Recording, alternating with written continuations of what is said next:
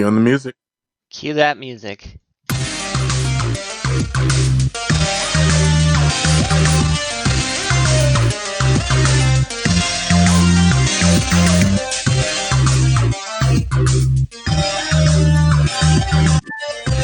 just love that song so much. Welcome to the Underground QA podcast, a podcast about quality assurance in the video game industry and whatever industry you belong to. My name is Ariel, and my pronouns are she, her, and I have three fellow QA professionals joining me today, and I'll let them introduce themselves. Hey there, my name is Chelsea Curran Adams. I'm a QA manager at Riot Games, and my pronouns are she, her. Hello, I'm Myron Parks. I am a director of technology at Appnovation. New release announcement. Wow, you're hearing the news here first. Yes, you heard it first here. And my pronouns are he, him. Good morning. Hello, my name is Chris Rando, and I am a QA lead at Epic Games, and my pronouns are he, him. It also occurs to me, I totally forgot to say where I work. I work at Ector Games. I'm the QA manager on Torchlight 3, which is now in early access. Yay! Cool. So today what we're discussing is how to build a test plan. What are some of the key pieces found in all test plans and different methods for creating test plans. So all things test plans, basically. If you haven't already caught our last podcast, I highly recommend going back and listening to that because that is the first part of this at least two-parter. We'll see if we decide to get into it a little bit more after this episode. But for now, let's go ahead and dive in. And so the first thing that I wanted to kind of dig into a little bit is, what is a test plan? Because I hear this word thrown around in a lot of different ways. Like I've heard the word test plan used to describe a checklist. I've heard the word test plan used to describe a high-level document describing the overall plan for testing a game. I've also heard it used to describe testing a feature. So I think that it's good to kind of, at the outset, just say clearly what exactly is it that we're talking about. So does anyone want to kind of dive in and talk about like what they think a test plan is and what you've used it for? Oh boy. All right. This is a big question. I'll jump in. Excuse me. All right. So I use my test plans when I write them out is more of a larger overall. Here is the feature, and here's how it works, and here's what I need to check. And I do include a checklist. All right, I need to take a look at these things, take a look at these things, take a look at these things. I also write a lot of notes and observations about just using a feature, for example, because a lot of my work for the last, what year is this? Oh my god, like 3 years I've been. I know. I love the idea that I could convince Chris that it's actually 2021 right now, and he just wouldn't be able to argue with me. That would take no effort on your part. It's like April then, right? 3 years. Yeah, it's 2019, Chris. Come on, get cool. caught up. Cool, sweet. I definitely use it for a checklist of what I need to do. And I also use a lot of thoughts on the feature that I'm working on itself and questions that I might have that I need to get answered. That's what I tend to use it for. You know, last week Myron and I talked a lot about how it's kind of your insurance plan. And so for me, what I use them for is for gaining alignment mostly. It's not a testing or a QA document. I mean, it is, right? But last week we talked a lot about how it's getting folks aligned and agreeing on what you're trying to accomplish. It's the initial conversation about quality bars before we have the real quality bars conversation. And I think one thing I really want to emphasize is the question we should be asking with test plans is what? What am I testing? What tools do I need? What kinds of environments do I need? What are we agreeing to? Yeah, in addition to that, like um uh the framing, we talked about framing a lot, and something that just came up for me starting a new role at a new company is that I tend to use test plans to test the organization that I'm walking into. Um, Interesting. so when if I see that things are just like not adding up, people are just like not talking to each other, people are walking out of meetings like this with their arms crossed. I'm just like, what's going? I'll write the what is it, like the entry criteria, like I'll be like brutally honest, like everyone's alive on this date. That's when we're gonna start.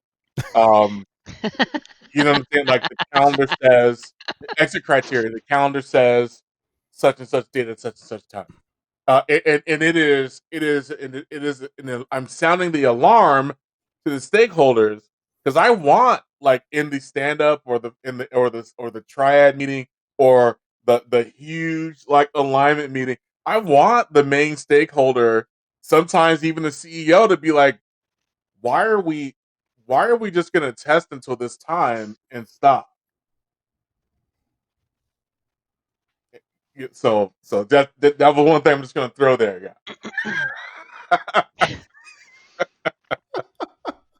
It's the truth, right? Like you gotta, well, like I feel you gotta tell the truth sometimes, especially when the truth is really jacked up. Yeah. Yep. Yeah, I've actually done that. Like put here this date and we're done. Yeah. Oh man, then holding up that mirror to all of them to let them know, like, hey, here's what you're doing.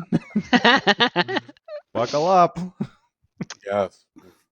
Yeah, I definitely use it for alignment with stakeholders, like Chelsea got to. To me, it's as much as possible abstracting backwards and looking at it from a high level. How are we doing QA here on this project or on this, even sometimes as this department? Like it might be like, here's sort of the overall plan for how we are going to do QA here. And I also use it for alignment with my own QA team, because if God forbid something should happen to me, they would at least have this like framework to go point to and look at and be like, okay, what is it Ariel was doing, and how do we like get caught up on all this stuff? And like, oh, okay, there actually is a plan that we can follow and maybe adjust, but at least they have something there to kind of guide them. Um, yeah, I find it super useful for getting everyone on the same page for just what is our strategy for QA. And so there's a lot of different like pieces to how that's communicated. But I think that we can get into that next. But I also wanted to bring up, someone in chat said, I usually use test plans for sanity checks, smoke checks, and most important checks that need to be run on some frequent basis. So yeah, that sounds to me kind of like an overarching strategy of, which checklists are we using for what, which, yeah, again, to me sounds like what I would call a test plan. Cool. So let's get into the anatomy of a test plan. Do we want to kind of start with talking about sort of a high level anatomy, or do we want to get into a specific example of, like, I know Chelsea, for example, is going to be talking about visual test plans and how those are kind of structured. Do we want to dive straight into that, or just kind of talk about the anatomy of any test plan? Let's talk about the anatomy of any test plan. Myron, do you mind bringing up the slide I've got prepared? It's a good Absolutely. day when we have slides. Ooh, By the way, Yes. good morning. Ariel, that coffee cup though. Yes. Wow. I just For need to those- pause for a moment and for For those of everyone you to listening, look at that. oh my Look goodness, this at is that. It an incredibly crafted mug with a rainbow, and then on the other side there's a is it a full-on unicorn? So it was a full-on unicorn, but unfortunately the horn broke off, sadly. So it's Oh, just a horse now. it's now just a majestic magical horse that is Yeah. actually like molded into the mug and comes off the side. Yeah, yeah. That is The spectacular. tail is the handle. exactly. Yeah, it's pretty awesome. Yes. Yeah. S Oh my tier God. mug game, I would say. Lady Yes. Adduct, not just A. All right. We also have an octopus mug lying around here somewhere, which is equally awesome. But Oh my goodness. I'm going to make sure that we share out this URL because guess what? This presentation is yours. So we will make sure to share out this link. So don't stress if you can't visually see today. We're going to talk it over. But what I've got here is like what the basics of a test plan are. And so, Ariel, you kind of brought it up, and we talked about it a little bit last week. There's some confusion about what a test plan really is. And so when I say test plan, I'm referring to the ISTQB, the International Software Testing Qualifications Board version of what a test plan is. And so what that is it's talking about environment features. It's talking about risk. It's talking about criteria. And it's talking about the test responsibility and roles. This centers around testing. So it's okay, right? Like we've had the conversation that quality and QA don't equal testing, but this is the moment where we do want to talk about QA and our role in testing. It also doesn't mean that QA is the only person doing stuff here, right? We're talking about the test responsibility and the roles that people play. It might be engineers testing, might be artists testing. That's fine. And then we're talking about the timeline and milestones. So I wanted to be specific on what it does not do. And so I've mentioned that we generally ask what with the test plan. It doesn't answer how. It's not specific scenarios. It's not specific test cases. And that's where most people get test plans and test cases confused. Yeah. Test cases are the step-by-step. Mm-hmm. Test cases are the things that you do to execute many times or maybe just once. But those are the things where you get the pass-fail. This is not that. It is not the automation specifics. We're not talking about how we're going to automate. We're talking about what we might do to automate, right? So test plans are not specific in how we're approaching the problem. They're talking about what the problem is. Yeah, I would say that like ways in which I might talk about the how on a test plan level would be sort of more generally speaking like how many people are we going to have, right? And like how are we going to structure our teams? What kinds of maybe what kind of automation tool are we planning to use and who is going to work on that, but not the specific test cases of how we are going to use that automation tool. It is really Right. abstracting to a very high level of like what resources do we need to execute on testing, Yeah. and how are we going to use them? Yeah, this might actually be your budget request in some cases, right? Like Yeah. you may be asking for budget based off of this. I need to hire a temporary contractor to build me the system. I Yeah. need to hire some temporary testers to test this. We need to reach out to our outsource partners and ask them for more folks. Yeah, like I, for example, in my test plan for Torchlight, I talked a bit about like, why we're using external QA and what are the advantages and disadvantages of doing that. And one of the advantages is if we need more people, we can snap our fingers and get more people within like 2 weeks. We don't have to worry about going through a long, drawn out hiring process. We can just get them.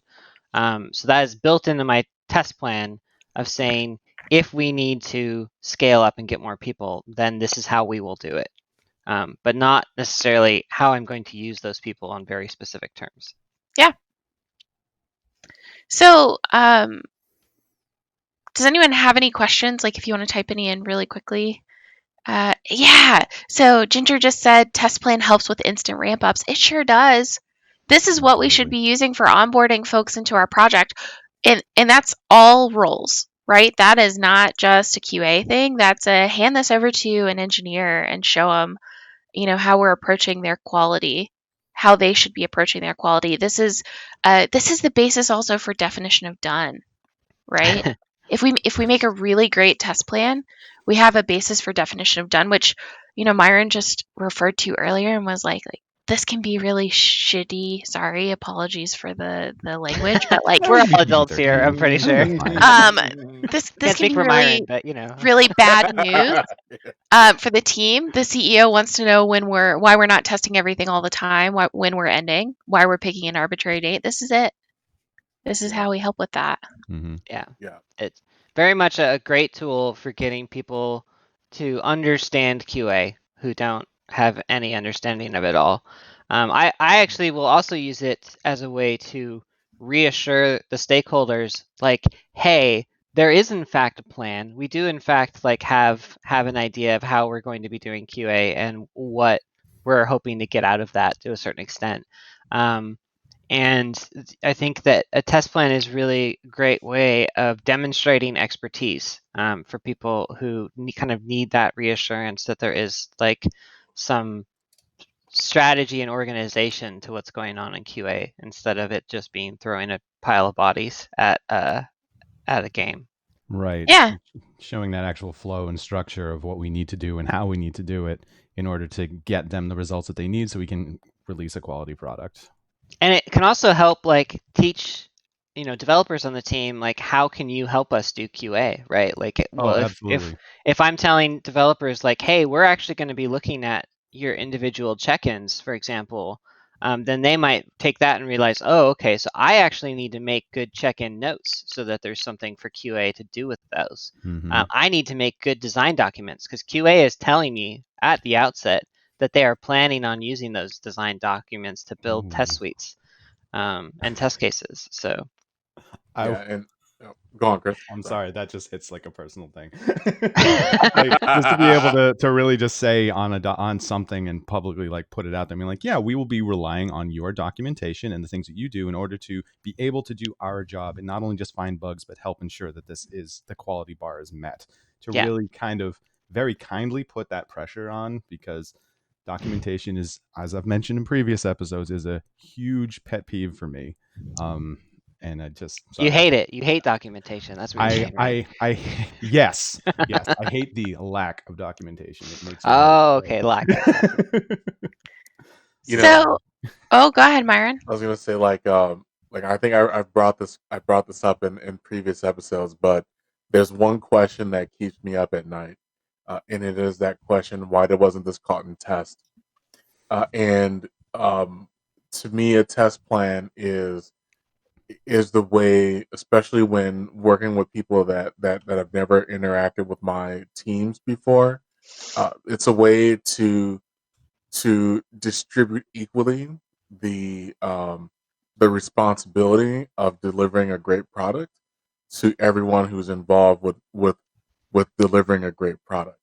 That is the people who are building, specifying, the people who are ensuring that the business case is right, who are deciding what we think is going to really hit and land in the market, and finally all the teams that are responsible for helping us to actually launch that.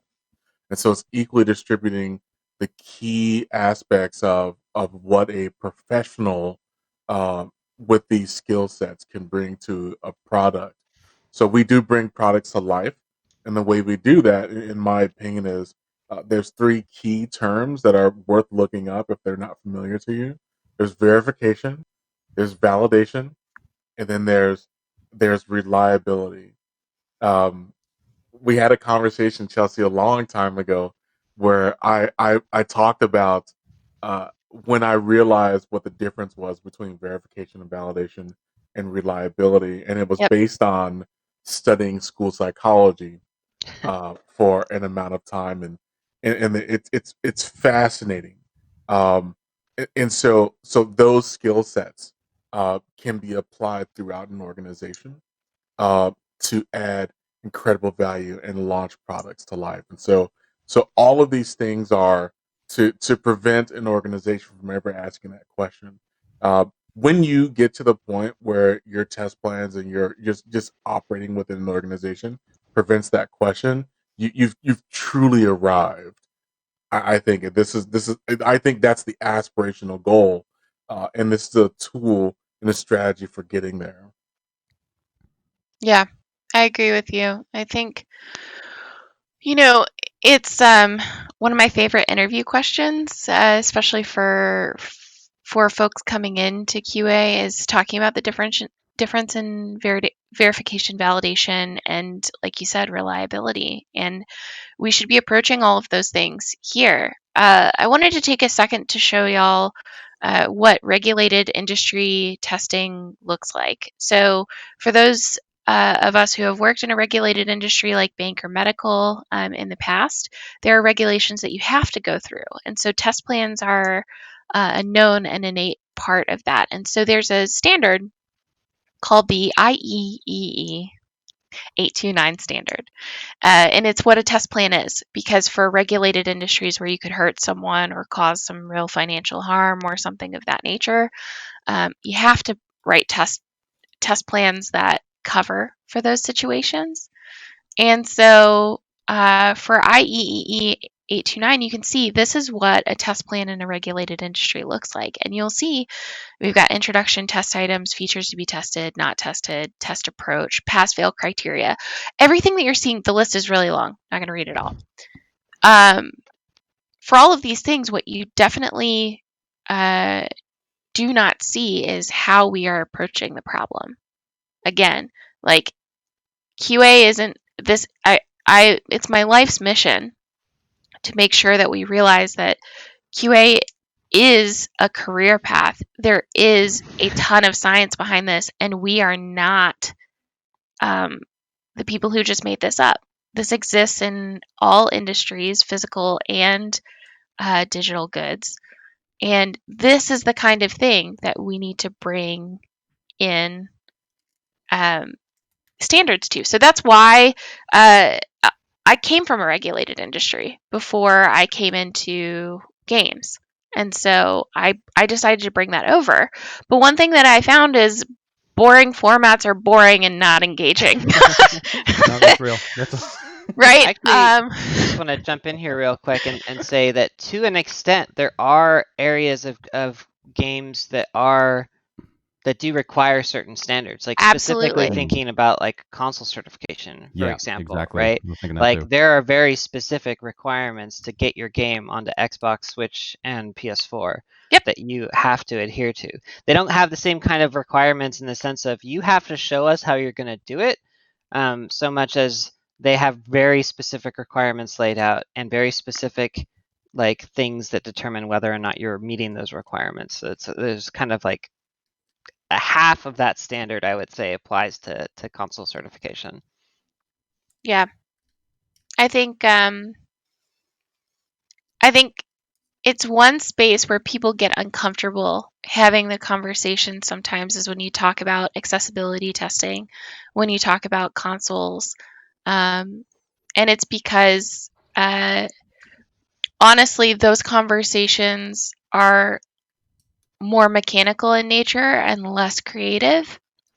And sometimes it can be reductive in the nature of what we feel like QA is responsible for. Like if you're just, if you reduce your role to saying like, I just run these tests to see if we can get on console, it's a fine approach.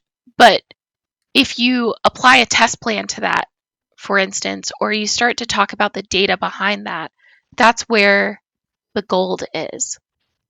That's where verification turns into validation and turns into reliability. And so what I would challenge folks to do is if you feel like all you're doing is testing, let's have the conversation about how we start to step outside of those bounds. Mm-hmm. And test plans are the first step. It's why it's the first foundational item that we talk about. Yeah. No, that's real with about console certs and all of those other things. Like I've definitely had documentation and test plans are written out regarding having to deal with new consoles and their ever-changing certification requirements that happen over the course of both leading up to the console and even after the console's release, and have bumped into some issues where I've had to, as QA, say, hey, here's the risk of you doing this thing because it's going up against this specific certification requirement that has fluctuated over the last couple months. And if we don't do that, we might fail cert and have to redo and have those difficult conversations when on the other side of the conversation, they are talking about the game design aspect of it, where it's like, oh, this is actually a fun, cool thing to do. It's like, yeah, I don't disagree with you, but it is a direct violation here. And we have to start having that conversation about, is it worth putting it through and seeing if we'll still get through and get waivers and all that fun stuff. Having that built in early, so that way you can deal with those situations when they come up, is wildly important. Those are I'm glad you brought up those conversations. Those are There those are is tough. something that's kind of I don't know, reassuring about having such clear standards as having certification requirements, because you are able to predict ways that you are going to fail in a way that you can't always reliably predict when you don't Yeah. have clear requirements. Yeah. So one of my favorite examples of this is I was able to write a report for a bug that didn't exist yet. Because I saw how they were planning to design a feature, and I said, okay, well, if you design it this way, then we will fail. So the example was, we had an achievement that was like, you need to like complete this task in order to get the achievement. And just by looking at it, I knew there was a way to complete the task that I wouldn't get the achievement. And so I was able to just say ahead of time, this will fail, so we need to fix it before it actually does. Those are some of my favorite bug reports. Is to write for bugs that don't exist yet. Yes. Oh my goodness. Yes. Finding the bugs before they happen. Love it. All right, cool. So we've talked a little bit about these standards, but I want to kind of dive into what exactly is the structure of a test plan in general. So we've kind of talked a little bit about the how to and the what is it for and why are we doing it. But what is the like anatomy of the test plan itself? What exact like things would you include in a test plan? So this is going back to Chelsea's what is a test plan sheet. I think that actually, Chelsea, do you just want to kind of go over each of these points a little bit? Sure. Actually, if we can do it in the context of a visual test plan, Let's do that. Yeah. and so today I've prepared a small treat. In that okay, a couple of years ago, to go to a couple of slides forward, boring formats are boring and not engaging. I hate documents. I'm just going to tell you. No, look. It's We're not. supposed to be extolling the virtues of a document. Okay, controversial statement. Chelsea hates documents. I do. I hate them. And what I'm saying is I hate Word documents, right? Oh, okay. It is the easiest way to lose me. I want to spend my time reading something fun. I don't want to spend my time reading your document. You know what? I love team, if you're watching. You know what I love to include in test plans? Memes and pictures. I love including memes in test plans because it really can drive the point home in a way that like 100% snaps people back to paying attention by having a little bit of lighthearted fun in the test plan. So here's the thing. I started doing that and I noticed that people were engaging when I put pictures in because guess what? We all like pictures. We'd rather look at pictures than a bunch of words most of the time. Most people, at least, I would say. So I was like, all right, what do I want? I want people to walk away with understanding scope, right? And more effectively. So I want them to see it. I wanted to use things that were already created because what I found that I was doing for my test plan documentation was reinventing the wheel, essentially. I want to use those already created concepts. I want to use documentation that engineers and designers have created. I want to use the requirements that our producers have spent a long time coming up with. I wanted to use wireframes that our UI designers had come up with.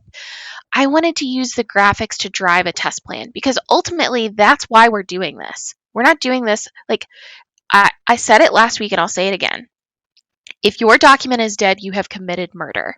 And there is no easier way so much. There's no easier way to do that than to create something which is only meaningful to you. And so why not become the central nexus of all of this amazing documentation that everybody else has done? Also, I'm lazy. This is the lazy person's way to do this. I don't want to reinvent the wheel. I don't want to explain what's already been explained. And I also want to improve the involvement of the entire development team. If I'm encouraging them to update their documentation because I'm referencing it, because it becomes the quality bar, then, I'm winning. Mhm. And that's what I want. Ginger said, I like documentation. I don't like unnecessary documentation. I agree with you. So Thank I'm you. going to There say, you like, go. I don't dislike documentation. I dislike documents. I'm being very specific, okay? Specifically, fair. Word documents. Any other kind of document, Chelsea's on board. I Mhm. like spreadsheets a lot, and I like slides a lot.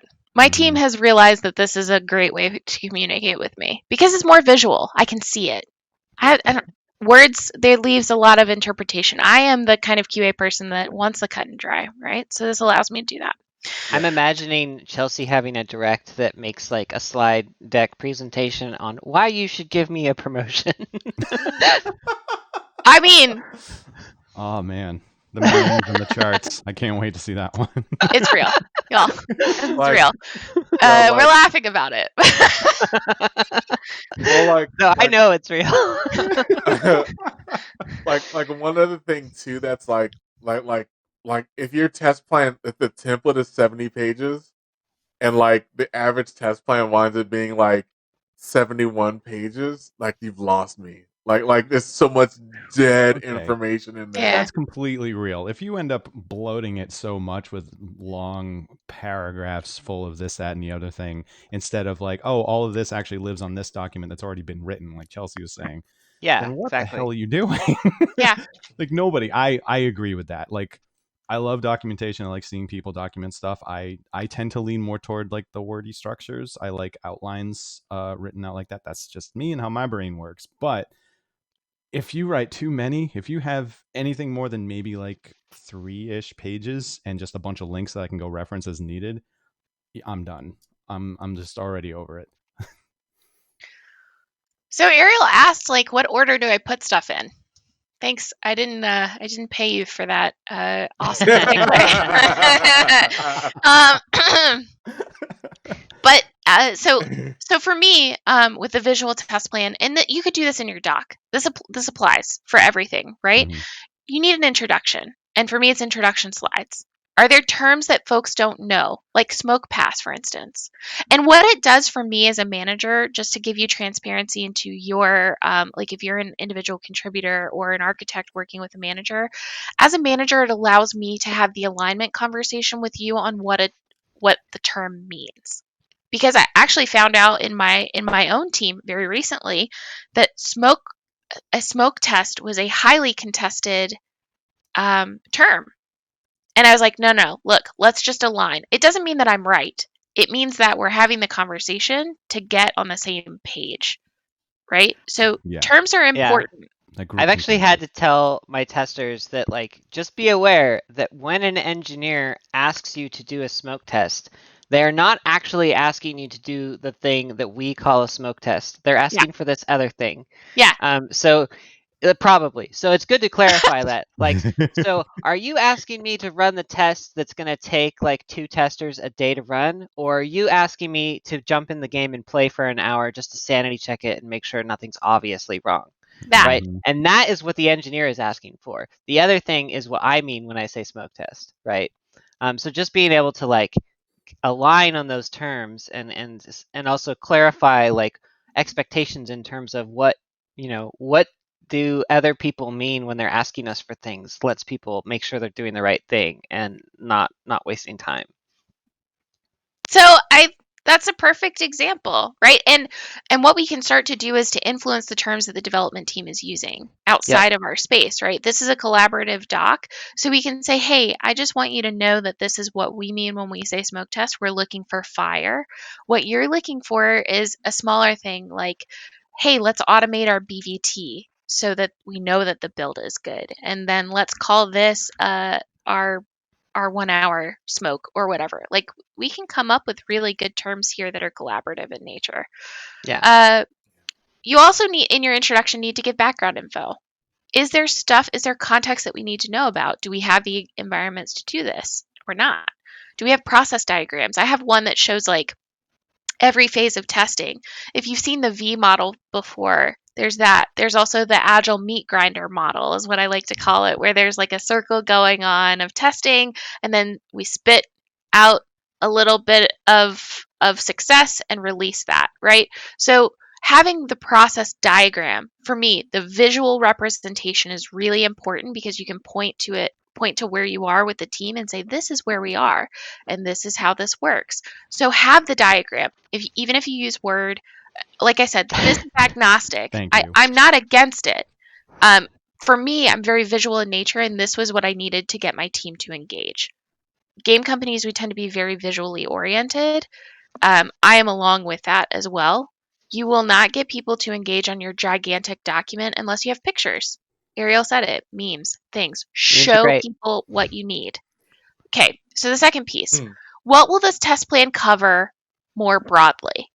An overview of things, right? You want to tell people, it's kind of like that thing that your teachers told you to do long, long, long ago, where they were like, tell me what you're going to tell me, then tell me what you told me, right? So you just gave them an introduction, which was background. Now we need to tell people what you're going to do. So this is a big list of all of the features or a big list of things in the timeline or milestone. So test plans should be gauged. Myron and I talked about this last week. Test plans should be gauged to the way that your team functions. Are you a milestone group? Are you a feature development group? Are you a hugely waterfall group? Please figure out another way. It's okay if you're waterfall, but you as a QA person are in charge of breaking those chunks down. So I would not have one test plan for your whole game. Please don't do that. I would have a test plan for areas or components or however you organize, but you need to know how your team works so that your test plan can be organized that way. So Yeah, a good way Real. to do this for like live games, for example, is I often organize test plans around releases, right? Like, because each Great way to do release it. needs to have its own strategy and approach for how are we have this block of time to get ready for this release, and we have these goals for this specific release. So how are we going to get there? Because there's a number of things that might come up in an overall project test plan that aren't going to be relevant for a release test plan. Like, for example, doing like stress tests for servers. You might not do a stress test for a server on a particular release because you've already done a bunch of that before you even went live, right? Like before you even went to launch. So there's going to be like a bunch of stuff that is just not going to be necessary to do for each release. So it doesn't need to be in your test plan, right? It's just going to distract people from what you're actually working on. Right. Yeah. I think an interesting part about that too, Ariel, is that there's the idea that you can have nesting test plans. So just because one feature area is covered, like as a manager, I want to see the big picture. But I have individual contributors who may be working on smaller feature sets inside of the release. My expectation is maybe I'm doing a big test plan and they're doing smaller test plans inside of that. So don't be afraid to overlap or nest your test plans based off of who you're working with. Leadership may want to see one level, and your development teams, like your smaller groups, may not. For smaller companies, that also may not be the case. So, again, you need to tailor your test plans for what information is valuable for your team, not for you. Again, this doc, I'm going to say it a million times, a test plan is not for you. It is not for you. It is for your team. Right. Because you are instantly committing murder to your document if that document is for you. You just This actually you're document for just everyone always has been. yes, always has been. You're just wasting your time. There are very few things in QA that are just for you. Test cases are one of those things that are also not for you, but we can get to that later. Ooh. and I think, Foreshadowing. and not to put words in your mouth, Chelsea, but like we're so I think we're all like leaning and forward and nodding to this point because we've been there. We've written test plans for ourselves before, Sure. and they I failed did it for horribly. years. Literally, You know? like 8 years of my career, I was writing test plans for me. This is new for I used me. to do the same thing for reports. Like I would be constantly writing all of these reports, summarizing all the things that we tested on a feature and what we found, and no one was reading them. So Yeah. I was constantly trying to figure out how can I make this report useful to other people, right? Because I want them to actually look at it, and if they're not, why am I spending all that time doing it? So a lot of my test reports look wildly different based on the project I'm on and the people I'm working with, because I know that each of them are going to want different things from a test report. Sometimes they just want to know what the bugs are. They don't care how many test cases failed or passed or whatever. It's totally meaningless to them, because what even is a fail? They don't even know. Yep. So what's really meaningful is like, what did this thing produce? You did this test. What did we get out of it? What do I now know and what do I not know because you ran this test? But yeah, it's interesting how much my reports have evolved. Not even because I'm improving my strategy, but just because I'm like becoming more accustomed to what the relevant stakeholders want to get out of that report. Yeah. I love that. We gotta talk to people about their problems, not about our problems. Mm-hmm. Yep. I love Ginger's That's what I method. started laughing about. Me too. Okay, so quick sidebar here. I once knew someone who put a brownie recipe in the middle of a big doc. If anyone read it, like remove the formatting, but basically just typed it out. So like I've seen this thing before. I cannot wait until we get to Foundations reports, because Ariel, I can't wait to see what you have developed there. And I can't wait. It has completely evolved over time. And one of the things that I'm doing right now is I am not actually like producing a static written report that says, here's the thing that we did and here's what we got out of it. Instead, I have like Jira dashboards and stuff that people can look at. So at any given time, they can go look at what is like coming out of QA and say that the past week or so, and what are the top priority issues and stuff.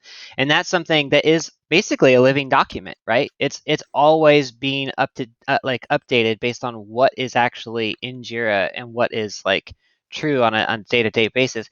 And I'm not wasting time doing a bunch of writing on a regular basis that I do not need to be doing. Yeah, because it's already updating based on everyone else's input into the database. Yeah, it's oh my god, it saves so much time, and it's exactly what the stakeholders want, as opposed to me spending a bunch of time giving them something they're not even reading. Absolutely. I love that. Yeah, yep, absolutely. that has helped me so Ariel much. isn't committing murder.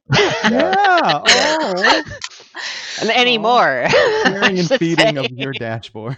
We all did it. Like I said, like literally 8 years of committing test plan murder for me. Yeah. Hi, my name is Chelsea, and I'm a recovering document murderer. Yes, hi Chelsea. You know what I'm saying? Like, I really can't realize my body count right now.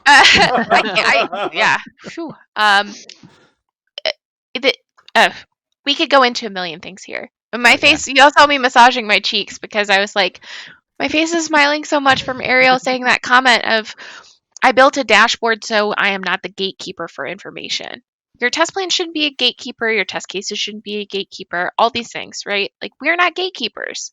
Mm-hmm. We are there as risk advisors. Everything we do in the name of risk. I think I've said it about 20 times every single episode. Everything we do in the name of risk. Right? Okay, so let's dive back in. So we've had the intro. We've talked about more broadly what we're going to cover. Then we're going to talk about specifically what we're going to cover. This is the meat of the test plan, right? Dive into the features. Remember that visuals are key. I'm going to show you what that means in just a second, so don't worry. Okay, then what should we be worried about? This is the space where the money is made, y'all, right here, or lost. So people really think that test plans are just about the approach to how and what we're going to be looking at. Actually, what you're doing is you're building up to this amazing moment where you show them, all right, this is what we're going to be doing. Here is what could go wrong. Yeah. No, that's real. So this is where it all comes together. How likely is it that we're going to have problems? How bad is it going to be if it happens? How can we mitigate it? And worst case, when it all falls apart, or when it minor falls apart, what's our contingency? Right? Not all risks are created equal. I'm a huge believer. But this allows us to show quantitatively that that's the case, right? This Yeah. is actually something that on Torchlight we made an entirely separate document, which was a Sure. series of like playbook cards, like a football playbook, in the sense of here are potential things that could go wrong, and here's the plan ahead of time for how we will address them. So like, one play might be the servers are just down entirely, right? And here's all the different things that we could do in that scenario. We might, try and ship a fix. We might try and ship a band-aid that like temporarily addresses it. And sometimes we might just have to ride it out because like it's literally beyond our control. Some third party that we work with that we depend on for our servers, like for example, Steam.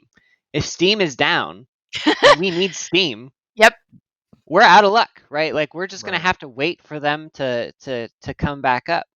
And that actually will happen sometimes on a weekly basis during Steam's downtime, where we are no longer able to validate that people are logging in to Steam, so we cannot actually like validate that they can log into the game. Yep. And when that happens, nothing we can do about it. We just have to ride it out. Yeah, and another thing too, and we've talked about framing, and I think in our first episode, Ariel, you talked about creating a glossary or creating a language Yeah, for the organization. And so framing, language, risk, we understand, my understanding right now, but at this point, Chelsea, we understand what this is for, what we're trying to do, and that risk assessment is the real key. Like if we launch right now, what would happen, or what are the likely things that happen? Yep. And so yep, to this point, this actually reminded me of what we did in my one of my latest engagements. We actually named this document instead of the test document. We had a focus on quality for everyone on the delivery team, and we called it the release quality strategy.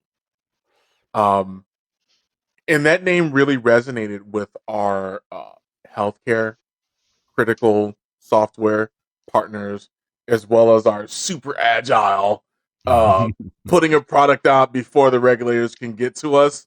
Yep. Literally, Kick it out the door. Kick it out the door yesterday. product. just So go so fast they can't keep up. It's fine. I mean, like for real. But like we didn't call it the test plan. We called it the release quality strategy. And so how you frame it, the language you use, man, you can get a lot of engagement from different parts. Like no solution architect is going to say I'm not going to read the release quality strategy. Yeah. Um I was reminded of that when we talked about like risk, and we're talking about teams. We're talking about so you can do these types of things, but you have to make sure that these constituents are in there. Like we are trying to accomplish something in specific, and if it needs changing language to get people to buy into it for their own good and to prevent that question, why wasn't this caught in test? Well, if you change the language release quality strategy, it's actually impossible to say why wasn't it caught in test, by the way. Pro tip. God, I would love to do just a quick little tangent if y'all are on board with this, with Okay. just like a quick kind of lightning round brainstorm on what are the different ways that a bug can wind up going live. Because I think that there is this tendency for people. I see this all the time when I'm watching streamers. It's like, did anyone test this? Oh There's this Lord. there's this perception that all bugs go live because the QA team was negligent. Yeah. Yeah. And that Oh, is yeah. one of many ways. It's possible that a QA team can be negligent, but that is just one of many different ways that a bug can wind up going live. So let's start there. One, So the QA team was negligent. What's another one? 2, it didn't get prioritized. Yeah. Mm-hmm. Yeah, testing Which I it think wasn't prioritized. honestly, well, no. I'm Or saying fixing the it wasn't development prioritized. team Yeah. prioritize something different, and that is okay. Let me Okay. be very clear that when teams have priorities, it is okay that defects go out the door. Yeah. However, if we knowingly made bad decisions about timeline and all of that, there's another type of negligence that can go with this. Before I steal anyone else's answer, but what it could be is that the communication of why this was important was not done well enough. Right. So that means writing good bug reports is key. So can I add to priority? And we've talked about this in the past, but I really want to keep bringing these themes up because even if we like if all four of us were put on a team right now, we would go through these steps to understand what we were going to decide to do and what language we were going to use. So like that's why we keep bringing these themes up. But when we talk about priority, I want to give you two examples of what that means. So like priority means one thing to the development team, and I think you've given a really great example of that. Priority. So remember, I talked about we need to talk to people about their problems, not about our problems. So when we talk about it from a development team perspective, people go, "Well, that's your problem. It's still negligence to me." Okay, all right, cool. So the stakeholder, when I talk to the stakeholders about priority, I say this is something that you weren't willing to pay for in dollars US or Canadian or euros. Okay, all right, right. So that's what priority means to them. Okay, yeah, we didn't want to pay for it. Right. So like our Mm. we didn't want to pay for it. Mhm. From a user perspective, a gamer perspective, there are two things that priority means to you, and this is a cost to you. One, you didn't want to pay $70 for it. That's a big debate that's starting, and we all know this. You Mhm. didn't want to pay $70 for it. One, that's a priority. That's why it got cut out. Two, you wanted it at the end of August. Priority, right? So these are things. So we've described priority three ways, and like it would be the same bug, but we describe it in different ways so we can talk with people about their problems. And Yep. so there's a trade-off. We introduce organizations to opportunity cost. So we on the one side we said risk, on the other side we're introducing you. That's one of the biggest things as leaders in the quality space that we do. We introduce opportunity cost of organizations. Most of the time, especially if you're the first person starting a department, you're the first person that's introducing the economic concept of opportunity cost to an entire company. Doesn't matter how many billions of dollars in assets they have or how long they've been around. You're probably the first one that's going to start talking about opportunity cost. If this, then that. Yeah. Yeah, So and Yep. like you said, that comes in a bunch of different No, it's forms, real. right? It can be opportunity cost in terms of testing time. It can be opportunity cost in terms of whether or not we have the developer time to fix those issues. Mhm. It can be opportunity cost in terms of the stakeholders deciding that there are other things that need to get looked at before that thing that you think also needs to get looked at. mhm, There's a bunch of different ways that it can come through with that. yeah, Um, uh, and also like sometimes you just need more time to yeah, do testing and to do bug fixing. And yeah, so there's an opportunity cost in terms of not meeting dates. Because if Yep. for you a priority is that we meet this date so that our marketing plan is executed the way we plan to execute it, well then you have to weigh that against not having the time to do the amount of bug fixing and testing that you otherwise would prefer to do.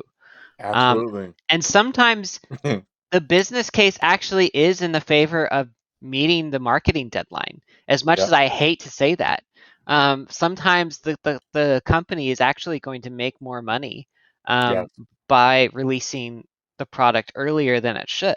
yep, Um, as much as it hurts me to say that. absolutely. And so like here's an example too, right? And I'm sorry to jump in. I No, hope go I ahead. hope I didn't like Baldur's Gate 3 early access August release. Rest in power.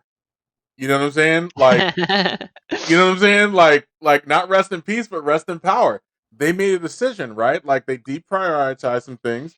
One of the things that's really rampant in the industry is crunch, and so we need to deprioritize some things. We need people to have a life, and now we're talking about priority in a different Wild. language, right? Yep. And so these things all matter, and so I hope that we're making the case from you for you, and you're seeing quality professionals and practitioners at a bunch of different levels in the organization. Like when we were talking about like release and marketing, we are sometimes in the boardroom. We're presenting the case to everyone, all people at all levels of the organization. Like, this is a very important thing that we bring to the table. No matter what happens, no matter how highly skilled or valued other roles are, at the end of the day, and I know you all have this experience, someone comes to you, depending on the organization, they come to you formally or informally, and they go, hey Myron, look, are we really ready? The PhD solution architect says that we're ready, but like, I really want to know, like, are we really ready?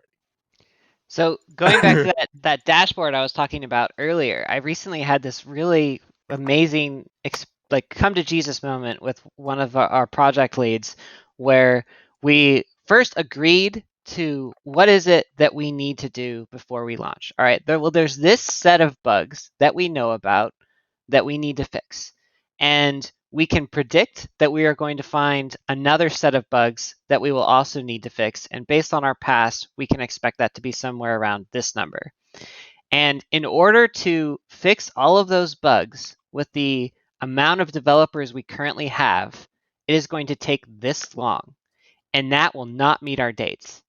So if we agree that we need to fix this box of stuff, then we have to change our date because it just will not work. Or we have to change our standards and our priorities. Yeah, And we have so, to be okay with shipping something that is below our yeah. quality bar in order to So meet this. he looked at that and standard. was just like, oh, well, we need more time then. Like, there was no debate to be had. It was just math, right? It was so amazing. Oh, cool. I like, God, that was like one of my proudest moments as a QA professional, was just being able to be like, it's just math. I like, that's all there is to it. Those Chris, did moments you are have really one good. before we move back into test plan world? No, I think we hit a lot of the ones that I personally have bumped into, like bugs themselves being deprioritized. I mean, like, we Yeah. just don't have the time to fix that, so it gets kicked into the backlog. And oops, sorry. Yeah. We Priority, most likely I found think, it. We most likely tested it, but it is was a huge like deprioritized. umbrella that all this stuff falls under. Yeah, Yep. that sounds like priority sounds like actually like a topic. Oh to God, talk yeah. about. Let's do the thing. I'm into it. All On right, the let's list. get back to talking about test plans, if that's all right with the rest of you. Unless Chris, you had one more thing you wanted to add. No, everybody said all of the right things. Okay. No. All the things. So let's talk about some examples of experiences. It says visual, but what I want you to think about actually is just test plans. Again, I'm showing you a tool that I use. It doesn't mean it's the only tool. I want you to adapt it. I made this up because I got tired of looking at big docs because no one was engaging with them, right? This is a different situation. So we've got menus, we've got gameplay and user-facing content, we've got backender services. We can do all of these things with visual test plans. You can do all of these things with regular document-oriented test plans. If you want to hand draw them and cartoon them, you could probably do the same thing. Like no limits here. So here is a version of a very early prototype visual test plan. So menus are easiest for us to mock up on our own and can generally be pretty intuitive. We may just need to work with the UI UX person to see what they're thinking will be the look and the feel. And no matter what the state of the menus, we can use images to guide the testing conversations, right? Menus are easy. We just start. So here is my crappy version of a hand-drawn one because I was like, hey, what do you think we're going to have in the menu? And they were like, we're going to have start, we're going to have an online one, we're going to have some options, we're going to have exit. And literally the engineer said, like, exit with a sad face. And so I wrote that down, and we're going to have some cool art here, and we're going to have legal stuff. And I was like, okay, cool. So over time, what I put this in my test plan first, and then we actually got to more finished art, and it turned into this, which is, here is the art, here is the menu, and the pink box here denotes what I'm actually going to be testing, because you can see here up at the top, I'm working on the main menu. So this is a slide from my actual visual test plan, just to make that very, very straightforward. I'm working in the start game feature, and I'm going to have a Jira link here to the story about the start game feature. I want to just point to the source of truth, which is Jira for my team, right? Mm-hmm. I've got my user story here. As a player, I'd like a simple start game button so that I can start playing from the main menu of the game. And I have an expected result that's going to benefit me when I go to make my test cases eventually. And then I talk about my testing needs. I need physical appearance and visual appearance. Is there any audio feedback or any highlighting that happens? I've got this red going on here. And then I've got controller navigation versus keyboard alone navigation versus keyboard and mouse, right? So I've talked about what I'm going to be testing.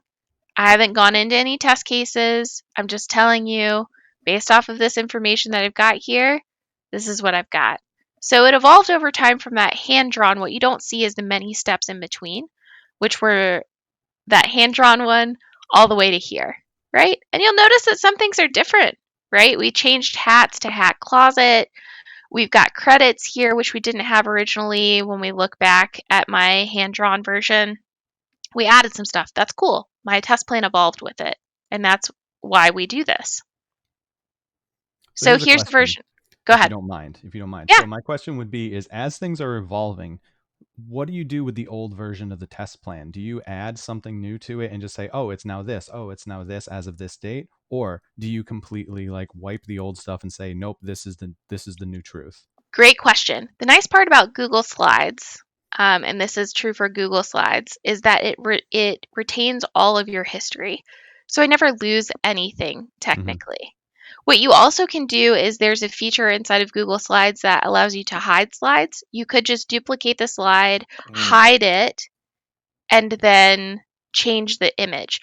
For me, an image change is not really a huge reason to recreate. However, Right. if our requirements change, we would want to do that.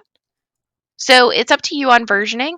I'm a big fan of never delete anything that's important, but again, visuals not important to preserve over time, in my opinion, because they're shifting and we should shift with them. However, requirements changing, we should note that may come back to bite us later. Yeah. Really good question there, Chris. Oh, thank you.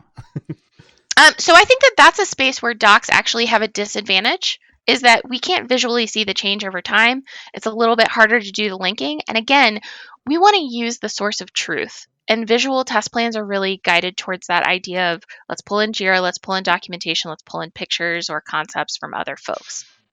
The only thing that's really unique that I wrote was this down here, right? This little blurb about what I'm going to be doing. Otherwise, it's just me synthesizing other people's info. So why is it time saving? There's less instant rot, right? With using pictures, we have less instant rot. Even if things change, it's okay. We don't have to reinvent the wheel. And in my opinion, this is a better approach to doing strategy versus tactical test planning. And what I mean by that is, if we take a test plan and we only use our own information, that's very tactical. The strategy of the team is changing in the background. The strategy of how we're approaching the product or the game is changing in the background. If we utilize the source of truth, then we are in line with the strategy of the team. We're not just making tactical moves to check a box for QA. Right? So there are definitely challenges. I'm not going to say that there aren't.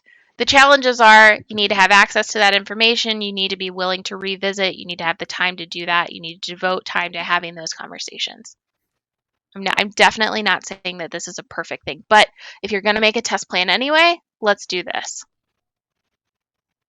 So let's talk about gameplay. Gameplay is really tough from visual planning perspective because it changes all the time. Oh my goodness. Right? Yes. Thinking of like early Epic prototypes. insert epic battle here. Yeah. So like Oh, this is like sitting down with the engineering team. This is literally what this looks like, right? They're whiteboarding stuff out. The designers are talking about things, and I just pulled this. Well, so I didn't have a picture of the actual whiteboard, but this is what that whiteboard conversation amounted to, right? And so utilizing those concepts, the requirements and conversations, and then breaking it down into smaller chunks rather than handling the entire scene, I really chose digestible chunks here, and I really tried to hit the big beats, right? hmm. So eventually, this slide here turns into this. I'm concentrating on the timer, and I have a Jira link. And actually, there wasn't a user story, and that's okay. I denoted that by saying, put in the user story here. I'm calling it out. It's an easy Mhm. way for me to point a finger and say, like, y'all Yes. need to do There this you go. There's that without brownie being recipe. You could rude highlight about all it. of the parts that are missing from your test plan. Absolutely. Yep. Just like highlight And it bright yellow, like this so the needs to be nice filled part, in at some point. yeah. And the nice part about this is with the Google Suite, at least, I can tag people. So if I know someone is supposed to write this and hasn't, I can just tag them, Yeah. right? And say like, You hey, can literally like can you toss this assign in? things to people. It's so You great. got it.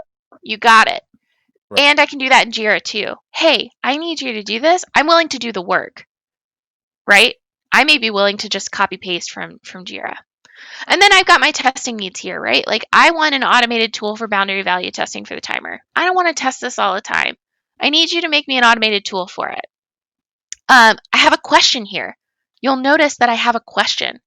Are there any special effects from the timer as the round continues? And then I at the teammate who's in charge of VFX for this.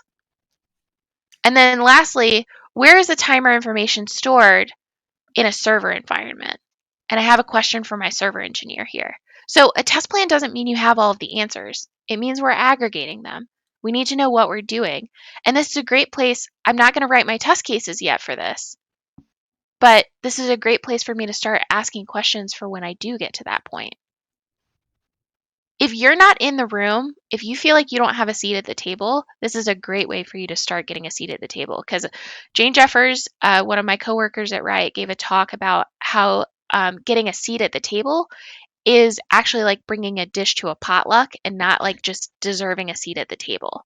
This is your place to bring a great potluck dish, right?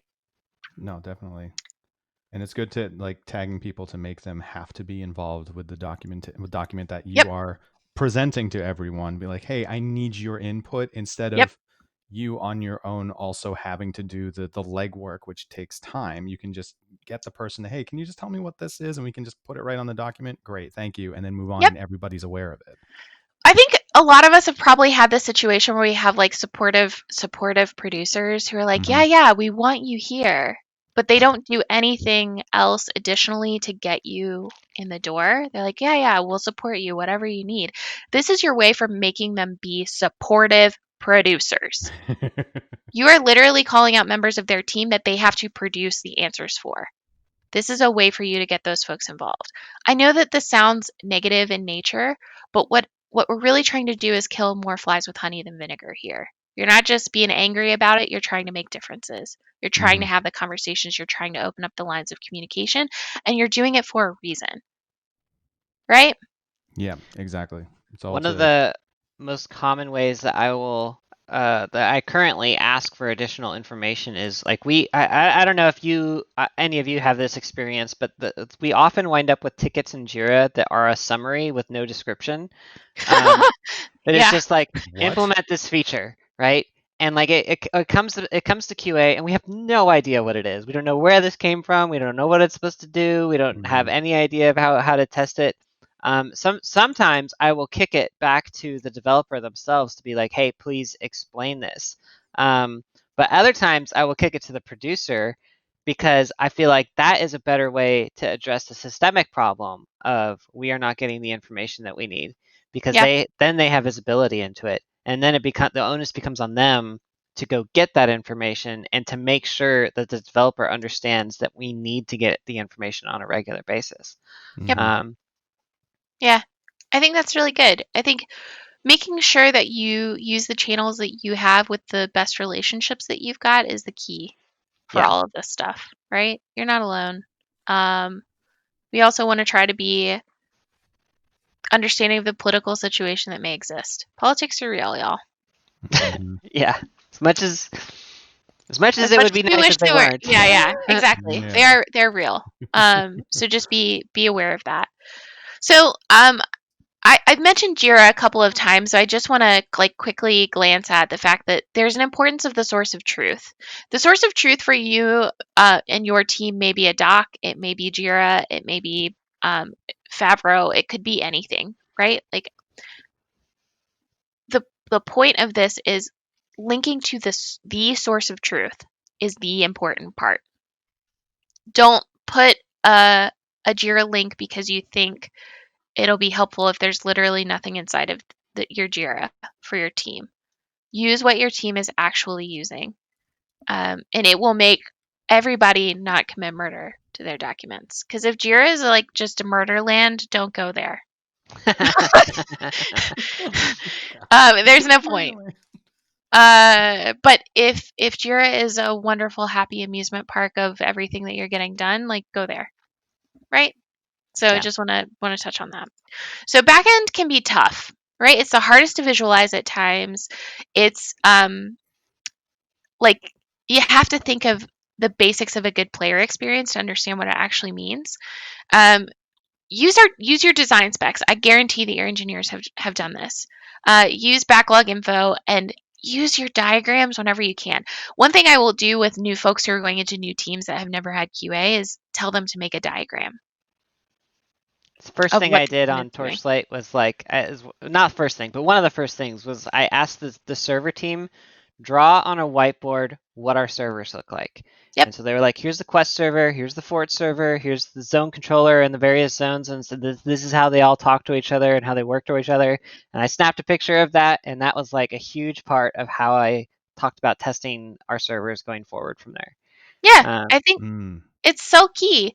And what I will do often is try to work on the diagram myself because it allows me the ability to say, hey, I'm an idiot here, and I just need you to explain this thing, right? I don't understand it. This is your chance to allow hero complex to work. I know that that's a little bit of a manipulation in some ways, but it's a reality, right? Everybody wants to be a hero. They want to help you generally, and they want to get praise for doing that thing. And so here's a way for you to do that, right? I need you to help me with this because I don't understand it. And you want that to be sincere, right? Like I'm not just walking up and being like, "Help me." What I'm doing is I'm walking up and saying like, "Hey, I made effort. I'm trying to visualize this thing. Show me what this means." And then they're like, "Oh yeah, just change this to over here." Right? And then you can say, "Awesome. I get it now." And then you have done work for that person too, possibly, because they may not have had a diagram. They may not have had a visual way to talk about this. And again, test plans are amazing for onboarding folks. So eventually what this became is this, right? We have an object here that the player picks up, and this is what's happening in the background, right? If I pick up a slice of pizza, as a developer, we need to create a backend service which recognizes how many slices of pizza the player has in relation to other players so that multiplayer online can happen. We've got things that I need. I need a test harness for slice testing. And then what happens if the network cable is pulled? Oh, Lord, network cable pulls. Anybody who's ever done console, it's lovely. It's the best thing ever. So what I did was overlay the screenshot, what's happening on the screen, the player experience, with what's happening in the background. And that was helpful for me to see, like, for people who are not back-end oriented, this is why it means something. For people who are back-end oriented, this is what it means, right? So we've got both. All right. I've reached the end of the test part, and I'm about to go into risk assessment land for test plans. Let's do it. So risk assessment, I think we should do another session on, because I think that there's some really good stuff here, but I want to show you what risk assessment looks like inside of my test plan. Mm-hmm. This is what it looks like. I've got the risks, a big old list of them, and I've got the description of the risk. And then I've got the likelihood, the impact, and these two things multiplied together equals our risk score. Ooh, multiplied. Now, oh man. So first of all, this already looks a lot like what I tend to do for my own risk assessment, and I love it. This is great. But I'm just like, maybe this is better for a risk assessment episode. I'm curious why you choose what you chose in order to get your risk score, like your likelihood. That's a really multiplied good by the question. impact. Yeah. So I like to do an exercise called nightmare scenarios with my team. Fun, bright and shiny. Yeah. It sounds like what I was Totally. talking about earlier with the live team playbook in terms of all the things that can go Absolutely. wrong and how we're Absolutely. going to address them. Yep. So my first exercise for doing risk assessment is doing nightmare scenarios. Mm. And that gets everybody in the right mindset for thinking brutally. And so how do we get these numbers? So what I like to say is a 5 is our most likely event. Mm-hmm. Right? It's gonna happen. It's not if, it's not when, it will happen. Yep. Right? A product that we integrate with, Ariel said it earlier, Steam's down. A product that we integrate with returns bad stuff, is having a service failure, whatever, right? It's gonna happen. What is the impact of that happening? Lord. Right? Can be the whole kit and caboodle. It's Oh, boy. bad, right? Oh no.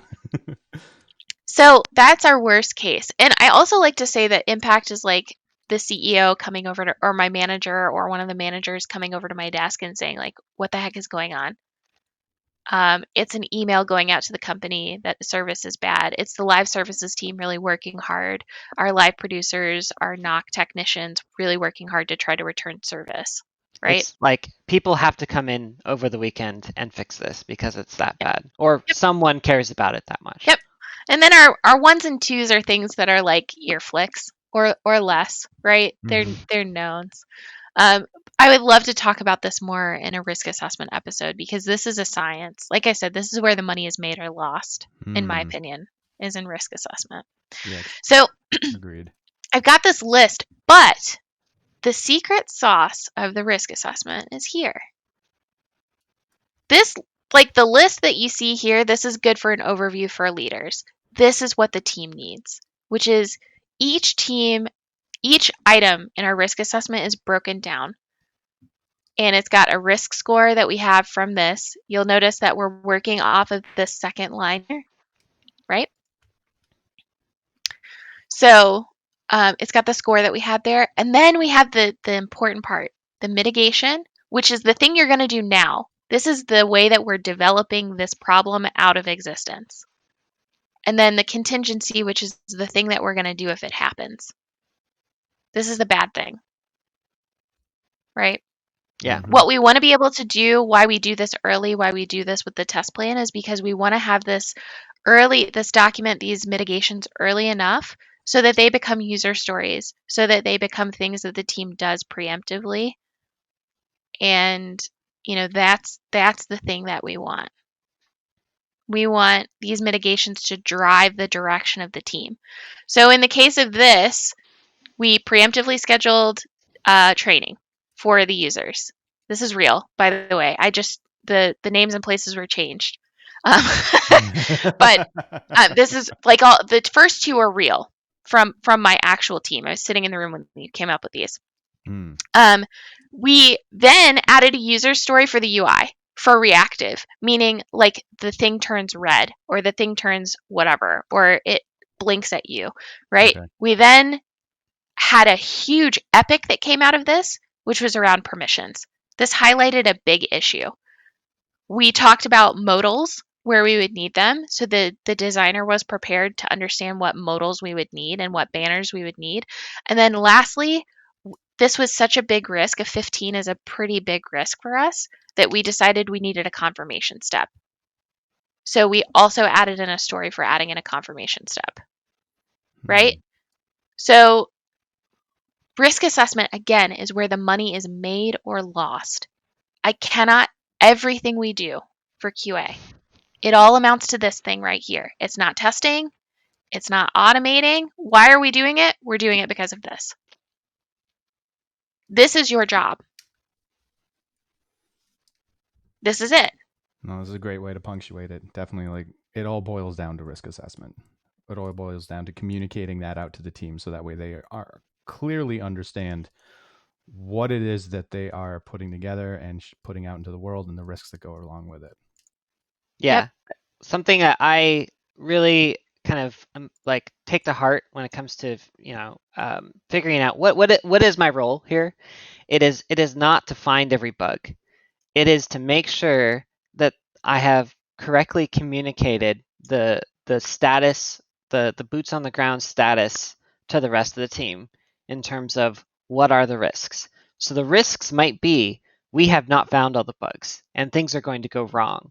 And also to an extent like what you're talking about here, well, how can we mitigate the risk? What are some potential plans for that? And so the plan might be, well, we need to do more testing. The plan might also be, well, we're going to come up with these tools to address the problems when they come up. And that is very much a collaborative project with the rest of the development team. It's not something that QA can do all on their own because they can't even make the tools necessarily, right? A lot of that is going to have to come from outside QA. Right. But one of the things that I like to say about QA is that we are not like firefighters; we are smoke detectors. Yeah. So our job is to tell you when something might be wrong, even if maybe everything's fine. But our job is to say there is smoke over here. You should really look into it. Yep. As opposed to trying to put out the fires ourselves. Yep. Yeah. I like to say, like, from a delivery perspective, where this discipline is consists of practitioners who know, who typically understand what needs to be done before we can launch. And so, in the last few pages of this example, um, you see how quality practitioners operate across the organization. You see that in the previous, I think, 2 slides ago. This is how we interact with DevOps engineers and release and ops and data services. You see how we operate when we're dealing with even as high as the board of the organization. In the latest slide, we're looking at the live team. There are things that have to be mitigated for users who've made the wrong selection. And so we're informing all these things, and most importantly, we're even looking at the customer value, the experience. There have been scenarios where I've actually, as the leader of the quality practice, been involved in identifying what we could do to improve Net Promoter Score, so that it can actually be a successful product. And Yeah. so when we're thinking about products and producers, these are the people who have the incredible role of deciding what we think is going to land in the market and help us be successful. But from a quality practitioner perspective, what we're doing is we're actually bringing those products to life and making sure that they actually land.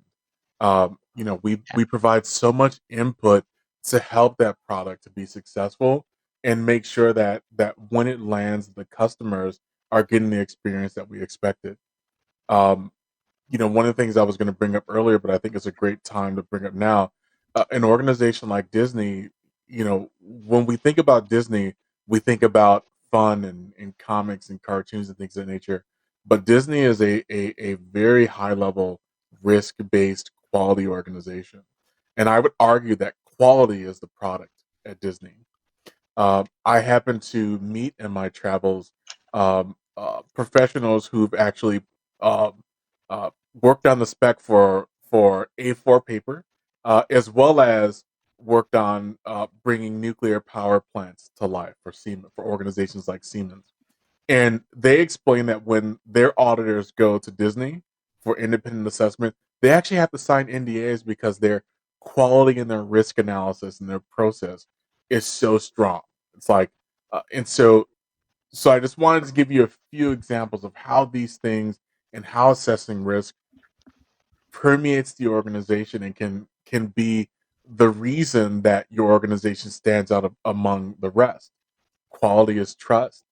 If organizations or customers can trust what you put out, there's a path to get there, and these are the things that we're talking about. But once you've done that, you can lead the market Yep. Myron, I'm going to stop sharing here if you want to move to just us. for sure. That is a fascinating example using Disney, and it really feels like, considering a lot of us that are have worked in or are working currently in games can relate to that, with that entertainment industry kind of ideal of constantly assessing the risk of what we're going to make, what's going out in the what is out in the world currently, what are other studios going to release, and assessing risk based on that constantly, and in order to put good products out there. Like, that's, I never thought of Disney like that before. That's fascinating. Yeah, I was really surprised when this person told me that, because I learned that they actually run they run animatronics, they run robotics, Right. they Yeah. they actually run train lines. Like that monorail, that's actually like Yeah. Oh my that's a goodness. real train line. So like their standards are so high, and so Mm-hmm. it is how whenever they put a product out, it all of a sudden you feel better when you use it after it gets the Disney level label. It's how when you go to the park, you feel a certain way. And one of the things, here's a tip off point: when you go to Disney World and someone with a clipboard stops you and says, "Hey, how's it going? What zip code are you from? How do you feel right now?" That's like literally that's Yep. that's like quality is their fucking product. Mm-hmm. Yeah. No, that's fantastic. Oh my goodness. It's opening a whole other just like way of looking at it for me. Yeah, so test plans, man. Like test plans in the process. Like test plans as a living, active, like test plan is an action word. Mm. That's why I did a hack and called it release quality strategy. And in your organizations, it's really important for you to choose the language and examples and choose ways like Chelsea did in that example. You've engaged everyone. Like I started off. I laughed when I saw the first photo. Like how like you can engage people with laughter, and they're like, "Oh yeah, actually, like you understand the language of our problems. Can, can I add to this thing? Like I have a few people who are joining the team next week, and I can just use this. Can we just use this together?" When you start thinking and doing these sets of tasks and releasing a strategy like this, you begin bringing people in to launching that product. Mm-hmm. Yep. And It's an amazing emphasizing, transformation. Like it's an yeah, amazing transformation. and emphasizing that this is a living document that will, well, not only just a document, but this living thing that is It is going a to be document, though. this Yeah, living, sorry, it is a this living, document. this living document that everyone will be contributing to, and it's going to grow along with the feature or the game, or whatever it is that you're working on is key. Like, that's so important. It's not just going to sit and die and starve to death like a little word and picture Tamagotchi or anything like that. Yeah, I think, if I could give one piece of advice to people who are in their careers or starting their careers or looking to just find out more about how to work together with your quality folks, uh, my advice would be start with test plans. Don't start with test cases. For years I used to start with test cases as being the thing that I did to onboard people to get them knowledge, and I think the longer I've been in the industry, the longer that I've been doing QA, the more that I realize like it's test cases are a great digestible space, but this is actually what matters. Yeah, Um, we we don't have jobs if we don't communicate well. We don't have the trust of the organization if we don't figure out how to speak their language. And rather than becoming translators, we should just be transparent, yeah, right? You yeah. don't have to be a translator. You just need to be able to use your skills to use your craft, and your craft is to assess risk, Mm-hmm. and your craft is to tell people what matters.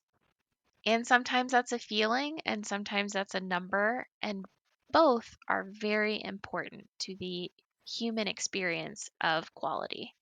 Quality Yeah. is human. Humans Yeah. using human brains. Mm-hmm. Yeah. Yeah. Like when you said humans, using human brains, I just thought like like about my mind space when I'm putting together a plan and I'm looking at the team that's gonna get it done. And it's just like a few simple sayings like, here's what I think we're trying to do. Is it right? Can you help me? Yeah. And This is man, like part of the reason why I'm not afraid of having our job like replaced entirely by automation or something like It's not a that. thing. It's just not going to happen. It There's can't. just Nope. certain things that No way. people can do and robots just can't yet, and maybe never will be able to. And assessing risk is one of them, because you need to be able to think about like what is the human impact, Mm-hmm. and like what does it feel like to encounter a bug? What is the importance to the humans involved in terms of making release dates and shipping a product that they can feel proud of, Yeah. right? There's a lot of human elements there, and a bot can maybe tell you that something is wrong, but it cannot tell you what shipping that thing is going to cost you. Yep. right. You are not a tester unless you make yourself one. And Yeah. Yeah. you are stronger than a robot or automation. You are, like, again, your human brain is the most important thing that you've got. Learn to I, use it. I do want to go back to another thing that you had mentioned, Chelsea, about the fact that you like being in the industry and in this discipline for a longish period of time, you realize the importance of test plans, and it really just emphasizes that more of just like human brains doing human things and evolving and Oh, being Lord, able yeah. to like look at your initial decisions. Like I also would say, hey, test cases, this is the thing. This is the thing we should be starting on. We should be figuring out the test cases and building out that. But really it is like, what's the overall plan? What are we going to do? And why are we going to do this? And Yep. how are we going to assess this risk? Yep. That being able to like, that's something I also figured out later. And I've been doing this for quite some time too. And it definitely took a while to get to that point. And it's really refreshing and it's reassuring to hear that from a fellow like industry vet like yourself. Yeah, I think, I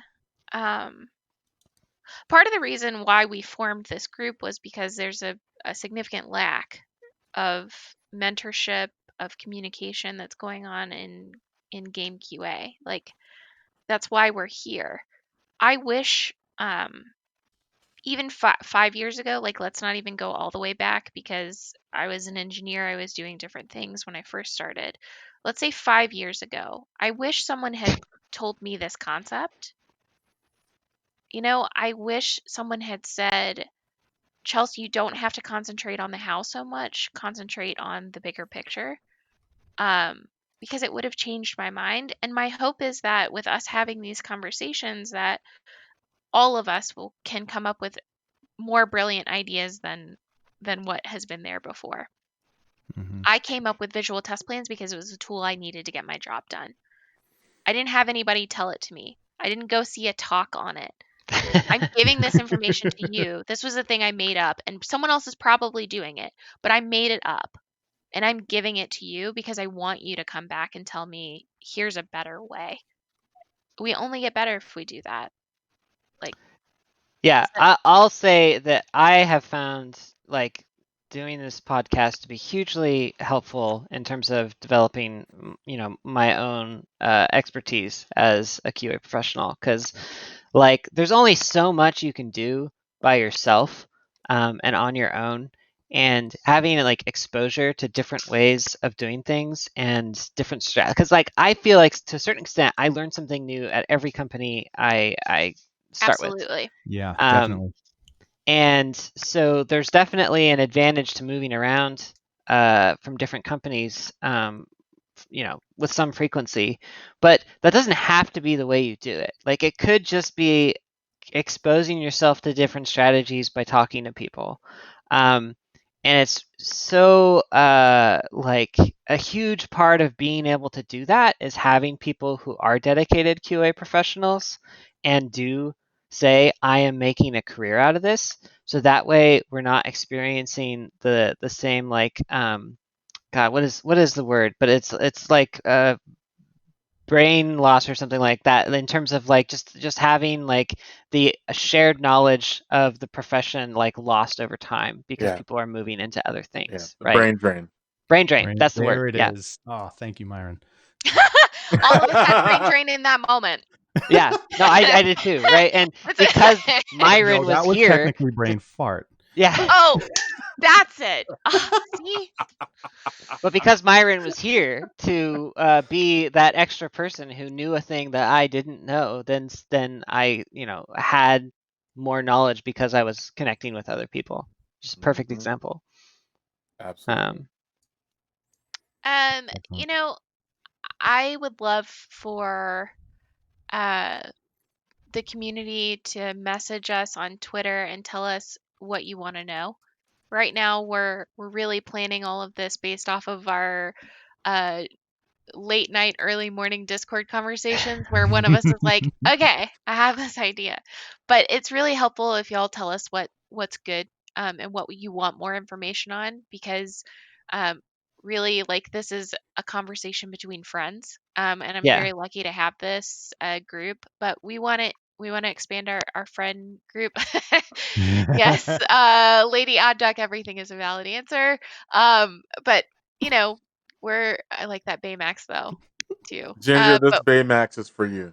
aw, See you over there. um, but really honestly, help us talk about stuff, help us figure out what to talk about because like I said, it's a conversation between friends and we just message each other on Discord and say like, hey y'all, I have this idea. So our Yeah. fundamentals, we're going to try and get through these fundamentals, but we know what to concentrate on more, right? You want to hear more about risk assessment? Let's talk about it. You want to hear more about reporting? Ariel's got you. You want to hear about how Chelsea hates documents and Chris loves them? Let's have that conversation. Ooh, yes. Um, but Iguanatus we're here has a for you. great idea in chat, which is to do a talk on exploratory testing. I think that exploratory testing can be one of the most effective ways to do Yes. testing, Yes. and like in terms of time efficiency to find bugs. So one of the things that I did somewhat recently is I added a new field to Jira that is how we found a bug. So whether it was found from a live player report or a public test realm report, or whether it was found from exploratory testing or running a test suite, or running what I call a sweep, which is the sort of standardized regular test that you run that like doesn't really change a whole lot over time, like your smoke test or your BBT. And one of the things I discovered is that sweeps do not produce a lot of bugs. They produce important bugs, but they do not produce a volume of bugs. And one of the two ways that we produce most of our bugs are from internal playtesting, as in devs playing the game and looking at the things that they've made, because they know better than anyone what the thing is supposed to do and what it's not supposed to do. And then the other thing is exploratory testing. Like, a test suite is a great way to check off that you in fact did look at all the things, but exploratory testing exercises the human part of a QA professional's brain that like an automated test can't do. So you're going to be able to focus on the things that you think are really important, and test in a way that a player would test, because players do not play the game with a checklist. They play the game Mhm. the way you play, like the way you do exploratory testing to a certain extent. They, Um, yep. but yeah, I'd love to do a talk or an episode on exploratory testing. No, that's a great idea. Let's do the thing. So Add it to the list. add it to the list. Yeah, exploratory testing can be really structured. Like, It is I structured yeah, by nature. I like to do what I call guided exploratory testing, which is like, here is this area of the game that we want to focus on, and here are the things that we are worried might be wrong with it, right? And then focus on that instead of just kind of playing the game randomly. Like, one of the things that we did on Torchlight in terms of our internal play testing when I first joined the team was people were constantly just playing the same area over and over again. Like, one of the things that gets tested way more than anything else in a game is the new player experience, because you're constantly like wiping your characters and Yep. having to start all over from scratch. So one of the things that we really emphasized in our playtests was go anywhere else than Wood's Edge and do anything else than the new player experience, because Yep. that is fine. We know that is fine. We do not need to keep looking at it. But like, even just having like that amount of direction meant that we were getting more useful information because people were doing a wider variety of things instead of having everyone do the same thing over and over and over again. Awesome. Well, do we want to move on to the next phase here? Yeah, I'm good for that. Oh yeah. How about you, Ariel? I'm good. So where are we at in our We're at the end here. yeah, this is, I think we're at the wrap up. Yeah. We are. Unless there's anything else that anyone wanted to hit in our outline here. But I think we covered it all. I would like to at least point out that after going through this conversation and discussion, I might start implementing a more visual way of test plans. I think I'm actually going to start doing that, because I know I will do this very visual, lots of memes and pictures, and point out the fun things with like presentations. Yep. Just like slide presentations of like, hey, here's this boring thing I need to talk to you about, but I'm going to throw in 3 different versions of Hannibal from the A-Team, and I'm going to put this dumb meme that everybody loves right now to really get your attention and illustrate the point. But if that's the kind of things, along with, the more serious things like graphs and screenshots and wireframes, for example, that already exist, can help illustrate the test plan a little more, I'm going to start giving that a shot on the next group of features that I'm working on. Yeah, one of my favorite presentations that I ever gave was a presentation on handoffs. And one of the reasons why it's my favorite presentation is I had this, like, my opening slide was a picture of Luke Skywalker getting his hand cut off, and it just said handoffs at the bottom. And that got everyone's attention. They were like, I'm so on board for whatever this is. Like, I'm ready for it. I love that. Yeah. Because, honestly, bad handoffs can feel like Chris is someone is losing cutting it your over hand here. off. I just hope you can watch the video of this if you're listening. Check out the video.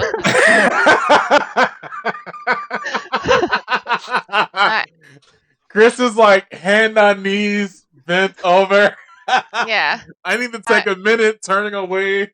I love it. Memes, I'm telling you, they make all the difference. No! You know? Yep. Oh. All right. Well, let's wrap up. So we like to wrap up every podcast with a bug of the day or bug of the week, whatever our period is between podcasts these days. So I have a really fun one, which was we have had this bug in our game for close to 2 years, for as long longer, for as long as I've been working on the project. And the bug is that after monsters are killed, they will continue to stay standing and in their idle pose. So we called it the dancing dead monster problem, because like the goblins in our game, their idle pose is doing this weird kind of like back and forth jig type thing.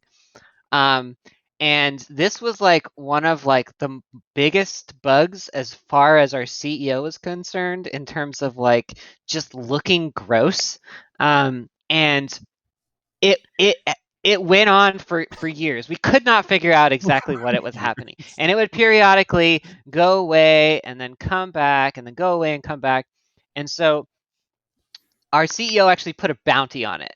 And he said, I will pay $100 to anyone who can figure out what the heck is happening with this bug and how it's happening. I love that.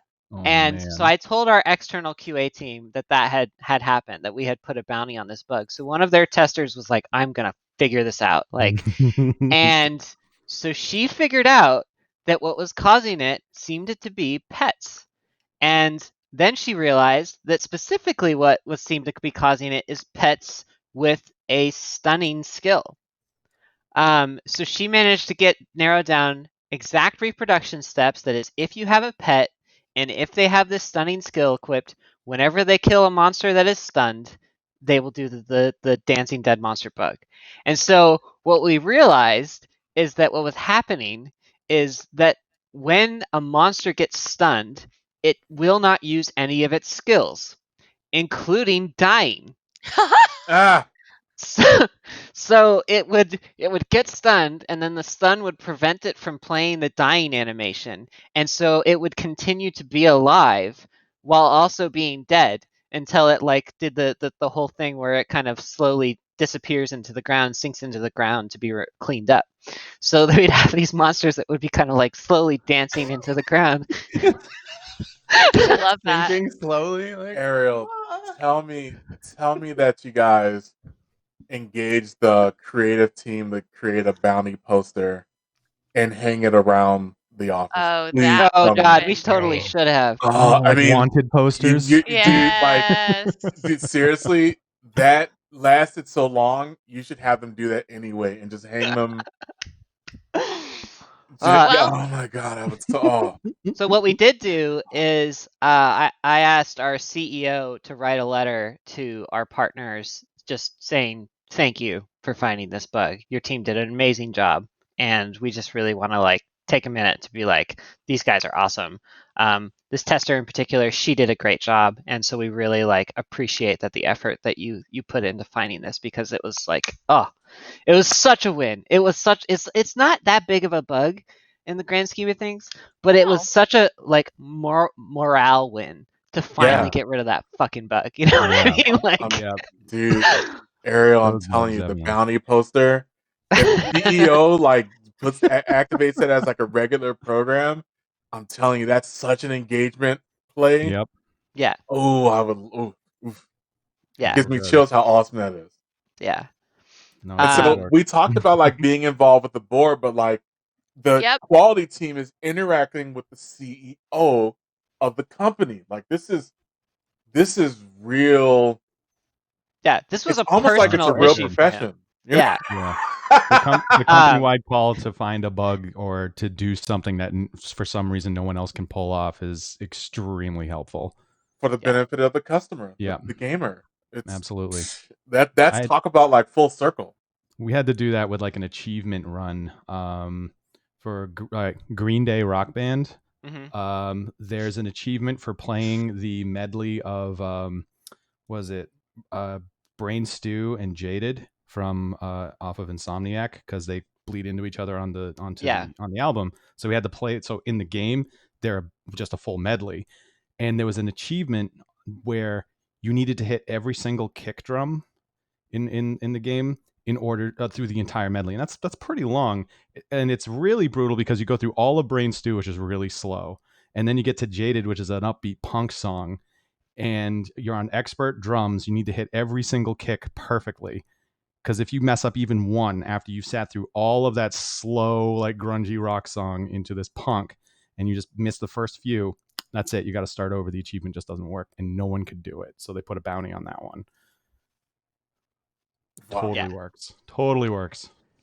That's a great bug, because then too. people will be like, who wouldn't otherwise be invested in finding this issue will suddenly be like, I'm going to do it, because this is a way for me to show off. This is actually one of the three things that people are motivated by is purpose, mastery, and autonomy.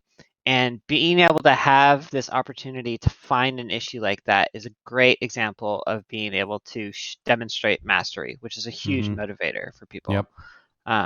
So yeah, just being able to say, this is important. If you find it, you will make people so very happy is Yeah. It also hits purpose to a certain extent, making those Mhm. people happy too. Cool. All right. I think that's a good place to wrap up. Does anyone have anything that they want to plug before we go? I have one plug. I implore everyone. So all the things that we talk about, one of the things I'd like to tell people is to think about it from like a strengths perspective. Look at like what strategies and how your thought processes can like lead to having the best return on investment for the things that you do learn to do, the skills that you do want to apply. And so, in order to get a sense of what your strengths are, I implore you to go to gallupstrengthsfinder.com or just Yes. search up Gallup Strengths Finder, and you'll begin getting a sense for essentially what kind of operating system you're running. Are you running a Mac like operating system, a Linux like operating system? And what you can do from that is, as you internalize this system of thinking, you can learn which strategies like will resonate with you the most, and most importantly, the strategies that you'll have the most enjoyment out of doing. Enjoyment is a really big motivator as well, and I'd like to see everyone to doing their strengths, find their strength assessment, and knowing what they bring to the table and who they should bring to the table onto their team. Yep. Uh, I am doing StrengthsFinder with my team actually in 2 weeks. My whole team is doing it. Ooh. Just so all of us on the quality team can sit down together and find out our strengths. Um, Awesome. I have 2 plugs. One is, I don't know if y'all have taken a look at Ghost of Tsushima yet, but um, take a look. It is quite the adventure game. Props to the team out there who worked on that project. Yeah. Um, Great job, Sucker and Punch.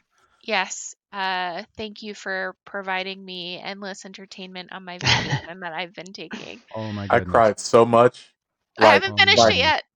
like No It's spoilers. beautiful. just in Oh, general. I like ugly, sob, crying. Oh my goodness. I'm excited for it. Also, props to the team for The Last of Us 2. Um, Super have really loved that game, a really unique way of telling the story. And regardless of whether you enjoyed the ending or not, I did. But thank you for providing another chapter in a franchise that's just truly amazing and some tech that's really, really incredible. Um, my second plug is for you and your mental health. Please make sure that you are taking the time that you need, stepping away from social media. There's a lot going on in industry, outside of industry, in the world, probably even in your own homes, and it can be overwhelming. Number one, realize that you're not alone. All of us are here for you in this community. If you need to talk, if you're looking for work, if you need just to have fun game times, come join us. We're here for that. And you know, uh, find a great therapist, um, find an outlet for yourself, find the time for yourself. For those who are parents, really try to find the time for yourself. For those who are spouses or in a relationship, find the time for yourself. And for those who are not in a relationship and don't have children, make sure to find the time for yourself to do meaningful things for you. And really intentionally go into that. And my second plug is for you. Take care of yourself. It is not an easy world right now. Can I add to that Chelsea? Uh, take your joy today. Uh, if you i- if you take your joy today, your day will be as smooth yeah. as velvet. Taking my joy. Being able to breathe clearly sounds Yeah. like good joy. I'm gonna probably have some more joy pretty soon. That's an awesome plug, Chelsea. Great. That's great. I'm glad you said that with taking care of yourself. I have a couple plugs. Number one, my usual. I want to just shout out to my team. They are fantastic. We're going through some process changes right now and adjusting to some new ideas to go through how we cover our features, and they've been awesome with it. They've had some great ideas, and I'm just so glad that we make such a collaborative effort out of the whole thing. So shout out to them. The Yay, second, Fortnite team. I love them. They're all beautiful. Oh, Fortnite QA, my favorite. And the second shout out I have is to all the people that participated in the GDC summer sessions for recording your talks and for putting them up. There was a couple really good ones I got to watch, and I'm glad everybody put the effort in to make GDC happen, even though it didn't happen IRL. A special shout out to Underground QA podcast guest alumnus Lindsay Thacker for doing her presentation. You got her name right. I did. I always want to call her Lindsay Peck. Same. Absolutely. Sometimes I want to say Thrasher, but I know it's not that. That kicks ass though. It's great, and she can. I mean, but I wanted to make sure I at least got this one right. But shout out to Lindsay, because it was so good to have you on the podcast, and I'm glad you're able to also still be able to do your GDC presentation. Ariel, do you have any plugs today? I have one plug, and that is for the team that helped us find and kill the never-dying dancing monster bug that just kept coming back. So I really want to thank Lionbridge Games for all that they have done for our project and for finding that bug, and so we could finally kill it for good. So thank you, gang. Lionbridge. Awesome. All right, great, gang. So that's it for us today. I want to thank Chris, Chelsea, and Myron for joining me on the podcast today. We'd also like to thank our audience for listening. We wouldn't be doing this podcast without you. Love y'all. If you have any suggestions for future topics or bugs of the day, we'd love to hear them. If you are a QA professional and would like to be on the podcast, we would love to have you. In either case, please contact us at undergroundgameqa@gmail.com or reach out to us on Twitter at undergroundqa, because we would love to hear from you and collaborate. So yeah, that's it for us today. Thanks again for joining us, folks, and we'll see you again next time. Oh, and also, keep washing your hands. Yes.